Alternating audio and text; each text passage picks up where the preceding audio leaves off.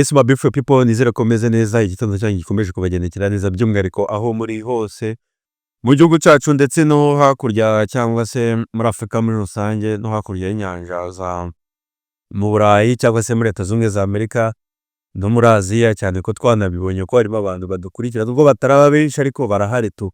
Nizere ko mwese mumeze neza, igitondo cyanyu gikomeje kubagendekera neza cyangwa se umunsi wanyu wo kuwa mbere utangira icyumweru mubyukanye courage zo gushaka iki amafaranga, icyumweru namwe mukazagisoza mumeze fresh. Nanjye icyo mbifuriza ni ukugira ubuzima buzima, mugatangira icyumweru cyanyu mumeze neza, mukazanagisoza mumeze neza, mukazanasoza umwaka wose mumeze fresh. Buriya umuntu yafite ubuzima buzima abasha gukora icyo ashaka cyose, by'umwihariko cyane yuko aba yumva ameze neza ari fit. Cyambere ni ukurwanya iki ubunebwe tugakora ubundi bindi Imana ikaduha umugisha ibinyujije muri iyo mirimo dukora cyangwa se mu mirimo y'amaboko yacu twerekejeho amaboko tugiye gukora byose igira gute iduha umugisha. Cyane ko ijambo ry'Imana rivuga ngo Imana ifasha iki ifasha uwifashe. Biba byiza ko dukora kugira ngo Imana ibone nayo ihere igira gute itublessinga ku mirimo yacu dukora. Nizere ko rero mumeze fresh muri rusange aho muri igitondo cyacu kibagendekera neza, cyangwa se n'abari ku masaha y'umugoroba ko natagenda nabivuga nsuza abari hakurya cyangwa se abari hakurya y'inyanja muri Aziya cyangwa zahe, cyane ko bose ntiduje amasaha. Hari abari mu masaha y'umugoroba, hari amasaha y'igitondo, hari amasaha ya saa sita, gutyo amasaha agiye anyuranye, ariko mwese nizere ko igitondo cyanyu cyangwa se umunsi wanyu muri rusange ukomeje kubagendekera neza. Iyi ni Gospel 250, ni Valere mubana umunsi ku munsi. Kora subscribe tubane umunsi ku munsi, nimba utarayikora byaba byiza cyane uyikoze tukajya tubana umunsi ku munsi, byaba byiza cyane kuko iyo ni support ikomeye cyane ubuduhaye, by'umwihariko ukajya uhita ubona notification byihuse mbere yuko abandi bagira gute babona ikiganiro ukakibona mu wa mbere. Biba byiza iyo ba updated ubundi ukajya ugira gute ubona ibintu bishizweho ako kanya. Tugaruka ku makuru agiye atandukanye, tugaruka ku bigiye bivugwa cyangwa se tukagaruka by'umwihariko ko bifite aho bihuriye na gospel, nibyo twibandaho cyane, tukagira ubusesenguzi bumwe dukora, ariko by'umwihariko bifite aho bihuriye n'iki na gospel. N'ubuhanuzi se, ni ijambo ry'Imana se, ni ibyagiye bivugwa kuri social media ku basitari runaka bafite aho bahuriye na gospel, cyane ko buriya n'abakozi b'Imana buriya si ibyo kuba ari n'abapasitoro cyangwa n'iki, bose n'iki ni abasitari. Tukadushira muri ako gato cyane yuko hari abantu bamwe cyane baba bafite amazina aremereye ugasanga bazwi cyane, ni benshi cyane rero abapasitoro cyangwa se ababishop benshi cyane bazwi cyane b'abasitari. Nabo buriya tekereza ko buriya ngiye ku bwanjye nabo mbumva ko ari nk'abantu b'abasitari. Buriya nta kintu cyaba ku bantu runaka, ku itorero runaka, ku mupasiteri runaka iyo kigiye hanze. Ntekereza ko abantu benshi baba bashaka kumenya amakuru agenda atandukanye cyane kuri uwo muntu, by'umwihariko ko nababwiye ko ari umuntu w'ikimenywa wose cyangwa se umusitari. Tugaruka ku makuru rero nk'ayo ngayo, tukavuga ku bigendanye n'ibivugwa kuri social media, ari nayo mpamvu uyu munsi tugiye kugaruka kuri nde ku muririmbyi wa gospel Ishimwe Vestine mwakunze cyane cyane, by'umwihariko iyo mvuze Ishimwe Vestine abandi bahita bumva Ishimwe cyangwa bahita bumva Vestine na Dorcas. Vestine na Dorcas ni groupe ariko itagira izina rimwe, ifite amazina cyangwa se umuntu wese afite irye zina rye. Vestine Dorcas ni kuva ko nta mazina abiri already yagize gute yatwitse, cyangwa se amazina amaze kuri ibintu bitangaje mu ndirimbo cyangwa se muziki nyarwanda, by'umwihariko kuri gospel. Abo bantu rero cyangwa se ba Vestine na Dorcas hari uko twabafataga, hari n'amakuru yagiye avugwa kuri bo mu minsi yashize, by'umwihariko kuri Vestine tugenda tubibona. Ariko inkuru nziza nzanye uyu munsi, yakoze iki? Yakoze bridal shower. Bridal shower ni ikirori cyangwa se ni umuhango uba wo kugira gute wo kwizihiza, wo gusezera iki ubukumi bwe cyangwa se gusezera ubukumi, niwo bita bridal shower, cyane yuko kuko nakwitabirwa n'abakobwa cyangwa se abadamu, by'umwihariko igitsina gore. Abo bantu rero cyangwa se impamvu mvuze gutyo ubwo nguko ati ni igikorwa cyo kwishimira, ni uko Vestine ari umwe mu bantu bagiye bagira bategwa iminsi cyane ku bigendanye n'iki n'ishakwa rye. Twarabibonye inkuru ziba inkuru, abantu bose barayavuga,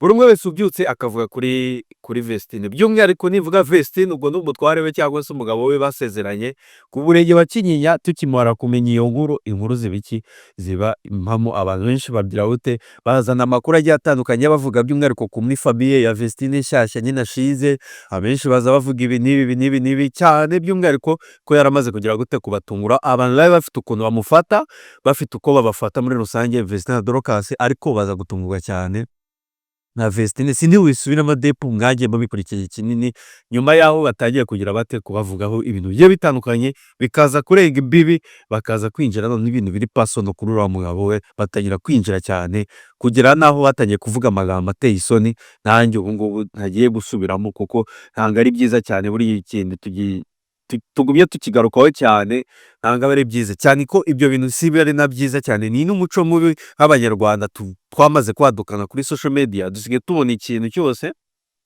nk'ikintu cyiza, twagakwiriye gutanga amafelicitation, twagakwiriye gushima, tukaza tukagira gute tukakiremera ibindi bintu, ahubwo tukakirwanya tukacyita amazina agiye atandukanye mu by'ukuri tutagakwiriye kuba twaherekesha by'umwihariko icyo kintu cyiza.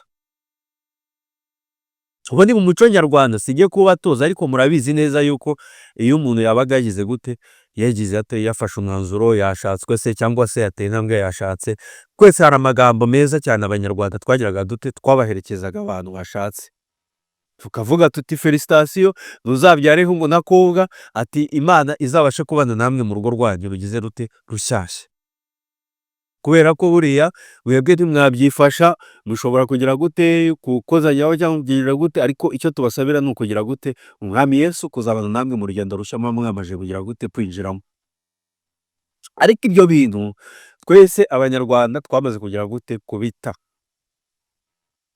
ahubwo ni ukubaherekeza amagambo mabi, tugatangira gucocora, ati se abonye yashatse uriya mugabo ungana kuriya, ati ni ukubera ko yarabuze abandi bagabo, atakurikiye iki, ati wasanga amaze kumutera inda, ati yasanga amaze, ati ni gute ashaka umugabo ungana kuriya afite imyaka 22,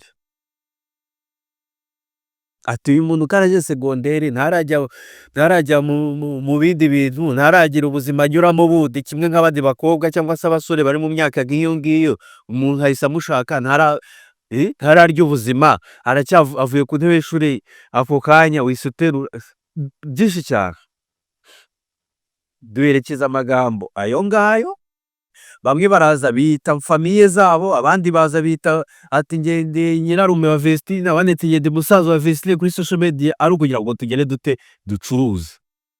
Ariko Imana ishimwe ko ibyo byose yagize gute, yabirenze, tukaba dufite save the date y'ubukwe bwabo, buzaba ku tariki 5 z'uku kwezi kwa karindwi tujye kwinjiramo, murumva yuko ko tayari ubukwe bwagize gute, bwamaze kuba.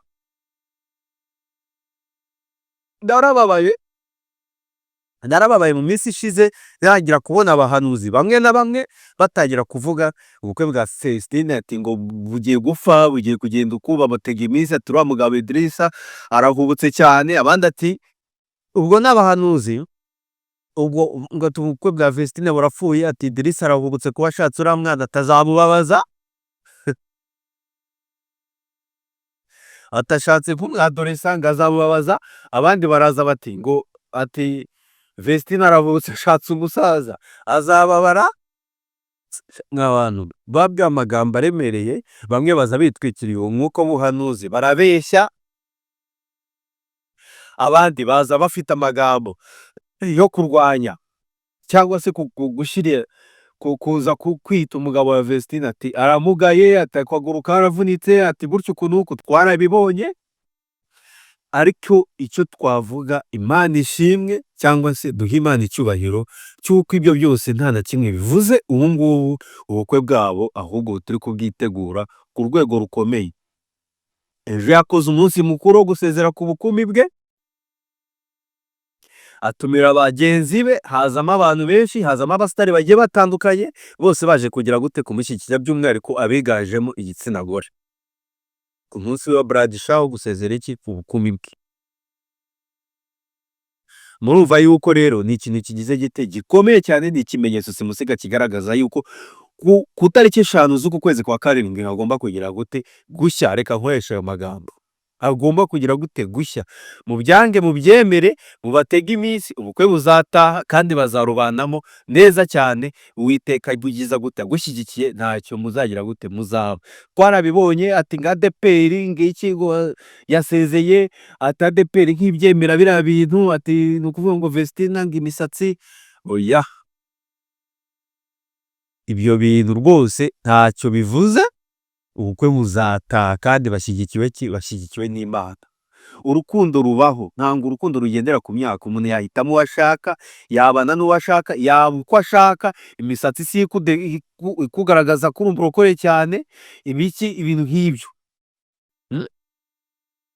Kuba washyiraho imisatsi ntaho bifite bihuriye n'ibyo rwose, kuba wakambara ipantaro cyangwa kuba watera make-up ntaho bifite bihuriye n'iki, icya mbere ni umutima wo kwizera Imana, ukayikorera kandi mu by'ukuri ukagerageza kugendera iki, mu ntambwe zayo, cyane mu byo yifuza bigendeye kuri ya mategeko 10 ya Mose. Ibyo byose rero ababikoze mwigaye mubone yuko mwakoreye iki, mwakoreye ubusa. Nibyo koko mwaracuruje, ariko mwakoze iki, mwakoze ibintu bitagakwiriye kuba, by'umwihariko abanyarwanda bose ntango ibi bintu ari nabyo bintu twagakwiriye kugira gute, gukomezamo. Uyu mujyo ntabwo ari mwiza ugorekesha, twarabibonye no mu minsi, twabonye n'ubukwe bw'ejo, nari ngiye gusoza inkuru ariko reka vuga ko twabonye ubukwe bw'ejo bwa Josh Ishimwe mu Buholandi, ubukwe bwe bugenda neza, muribuka amagambo mwari butangiye kumurekura igihe yasezeraga ati ubusore bwiwe, akora umuhango bita ngo ni groom shower. Groom shower benshi abanyarwanda ntabwo tubizi, ariko twatumwe no kubona umusore asezera iki, asozera ubusore bwe Josh Ishimwe.